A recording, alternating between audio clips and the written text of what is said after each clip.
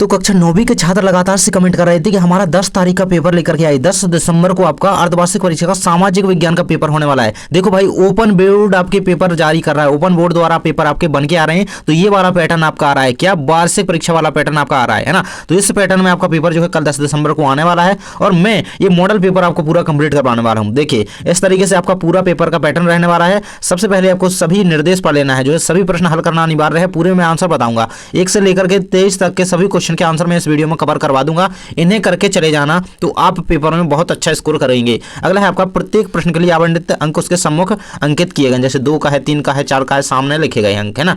इसके बाद आ जाता है प्रश्न क्रमांक 1 से 5 तक हमारे 30 वस्तुनिष्ठ प्रश्न है ना, जो कि 1-1 नंबर के हैं। मतलब वही सारा पैटर्न है, मतलब आने तो आपका उतने का 75 नंबर का ये पेपर है ना। यह प्रश्न पत्र अभ्यास हेतु एक नमूना है। चलिए हम पूरा का पूरा अभ्यास आपका करवा देते हैं। और देखिए आपका एक कोड विषय ध्यान दीजिएगा, इस तरीके से ये रहेगा। ये ए सेट का है, ए और बी में आ रहा है। क्वेश्चन भैया इधर उधर होते हैं और क्वेश्चन आपके सेम ही रहते हैं, उसमें कोई वो नहीं रहता है। देखिए सबसे पहले हम आपका देख लेते हैं, यहाँ पर सही विकल्प चुन करके लिखिए है ना। वेरी वेरी मोस्ट पूरा करके जाना भाई, बाद में मत कहना कि बताया नहीं था ये ऐसा वैसा है ना।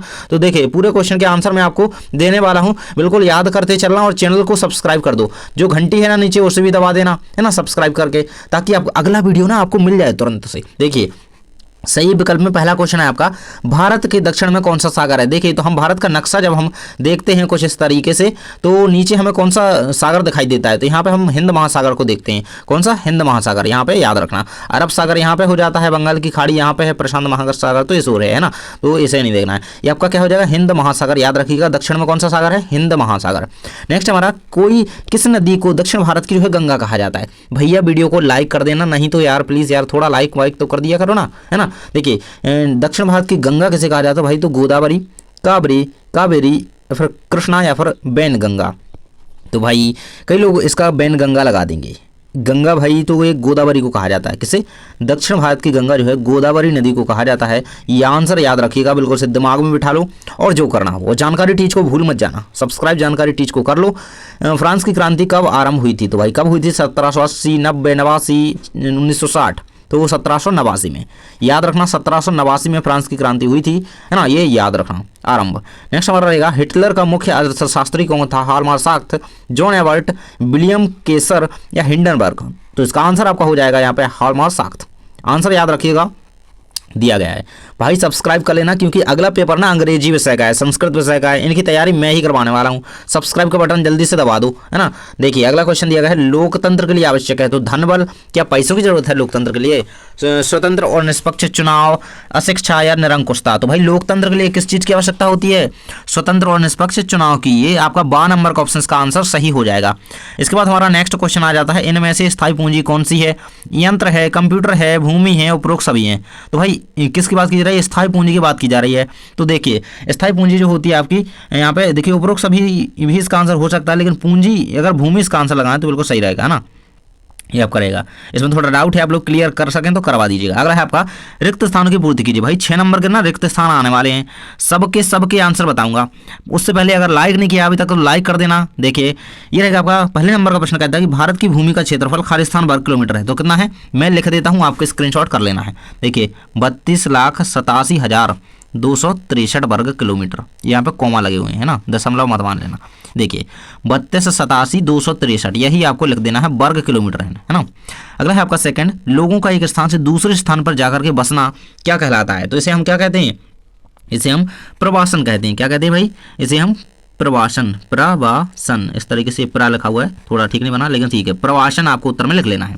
अगला हमारा आ जाता है भाई तीसरे नंबर का, खालिस्तान पुस्तक को क्रांति का बाइबल कहा जाता है। तो किसे? Das Kapital. इसका उत्तर क्या हो जाएगा आपका?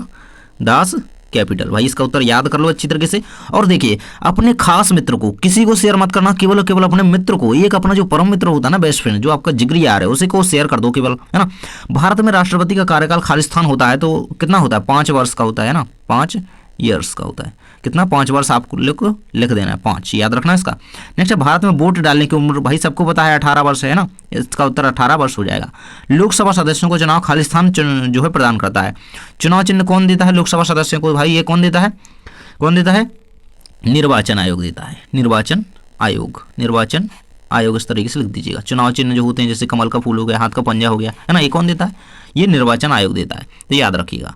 नेक्स्ट हमारे आ जाते हैं सत्य असत्य। देखिए आपके सामने पूरे दिए गए हैं, सत्य असत्य का चयन करके लिखे 6 नंबर में पूछे गए हैं। पहला है भारत दुनिया का क्षेत्रफल की दृष्टि से 7वां बड़ा देश है, तो इसका आंसर आपका बिल्कुल से सत्य हो जाएगा, क्योंकि 7वां बड़ा देश ही है क्षेत्रफल की दृष्टि से। और जनसंख्या में तो भाई फर्स्ट नंबर पर पहुंच गए हैं।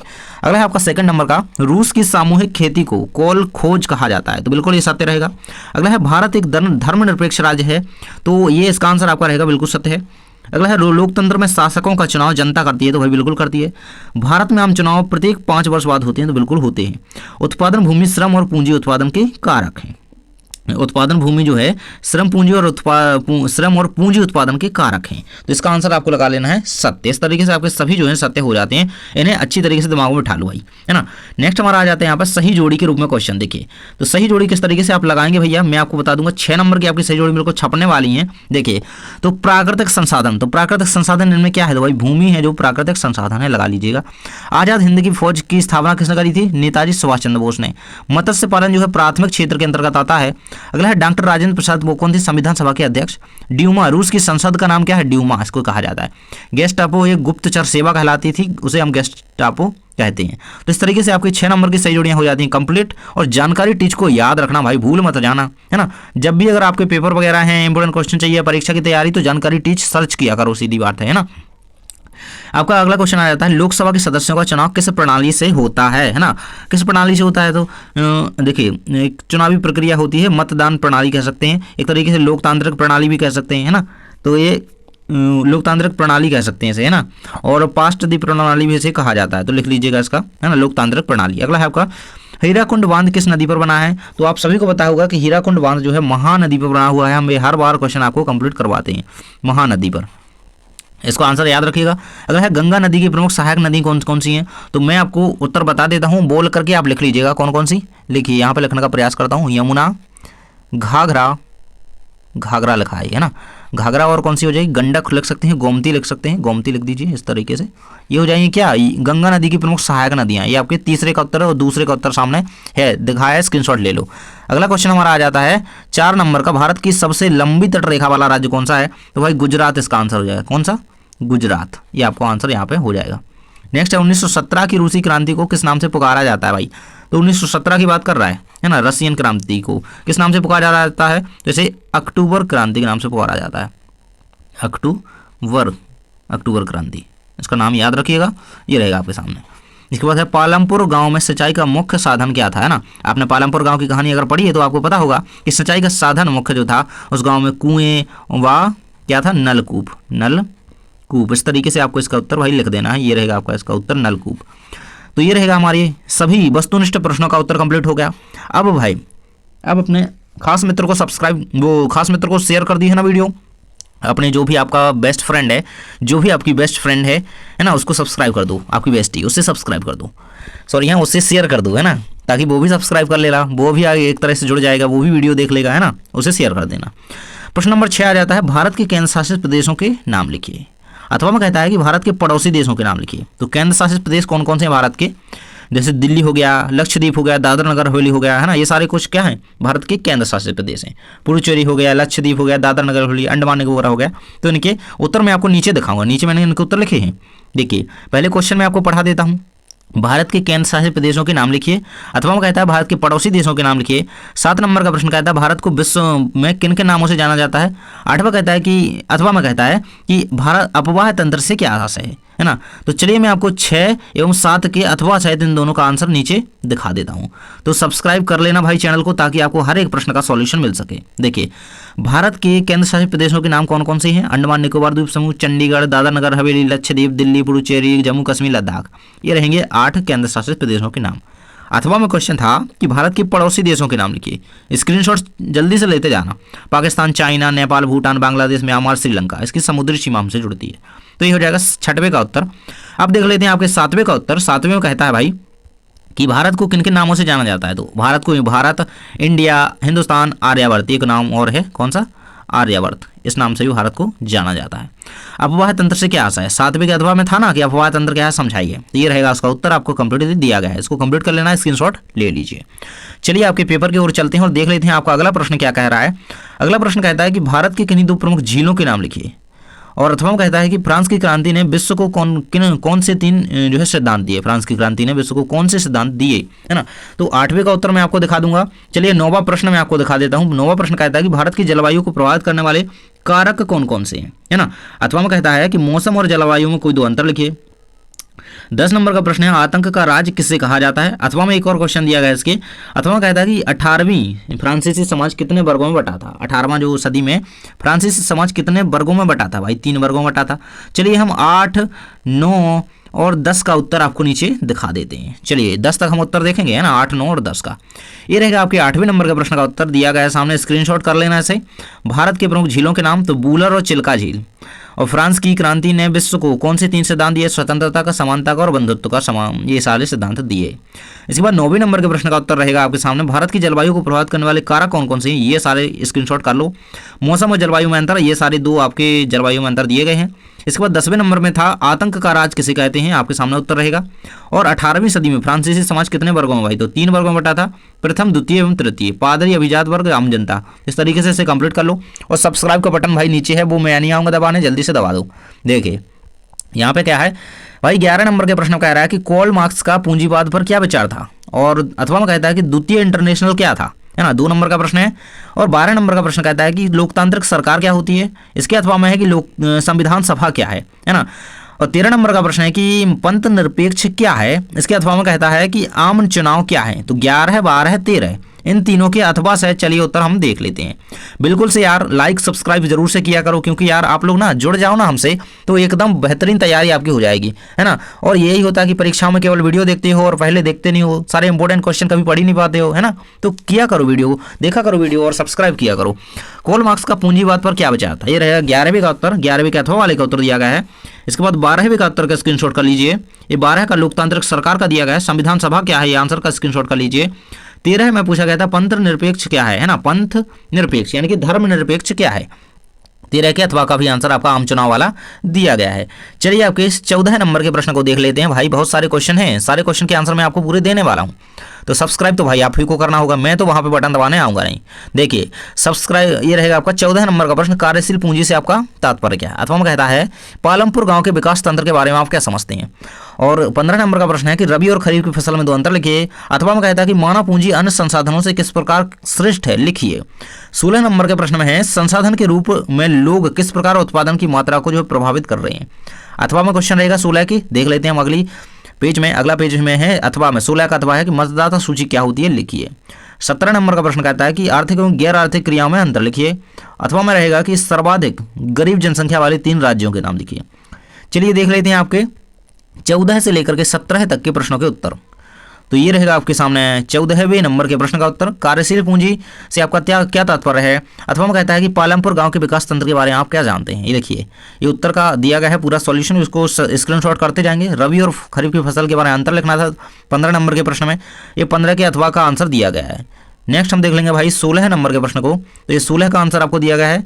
और इसके बाद इस 16 की अथवा का आंसर दिया गया है, किसका, 16 की अथवा का, बिल्कुल से इसको रट लो। अगला 17 का उत्तर भी हम देखने आए थे भाई, 17 का उत्तर रहेगा और 17 की अथवा का उत्तर रहेगा, ये 17 नंबर का है उत्तर। इसको कर लो स्क्रीनशॉट और दिमाग में बैठा लो, आर्थिक और गैर आर्थिक क्रियाएं, है ना। और सब्सक्राइब का बटन दबा लीजिए यार, है ना, क्योंकि आप लोग ना जुड़ जाएंगे तो बहुत हेल्प हो जाएगी। वार्षिक का भी टाइम टेबल आ चुका है, मैं डाल चुका हूँ वीडियो, देख लेना। 18 नंबर का प्रश्न आ जाता है भारत को उपमहाद्वीप की संज्ञा क्यों दी जाती है, 3 बिंदुओं से स्पष्ट कीजिए, है ना। अथवा में कहता है कि हिंद महासागर में भारत की केंद्रीय स्थिति होने के कोई 3 लाभ लिखाइए। और 19 है कि वनों से होने वाले प्रत्यक्ष लाभ लिखिए। इसके अथवा में कहता है कि वैज्ञानिक वानिकी की नई योजना के अंतर्गत क्या कदम उठाए गए हैं, 3 नंबर में, है ना। 18 से हमारे 3-3 नंबर के प्रश्न स्टार्ट हो जाते हैं।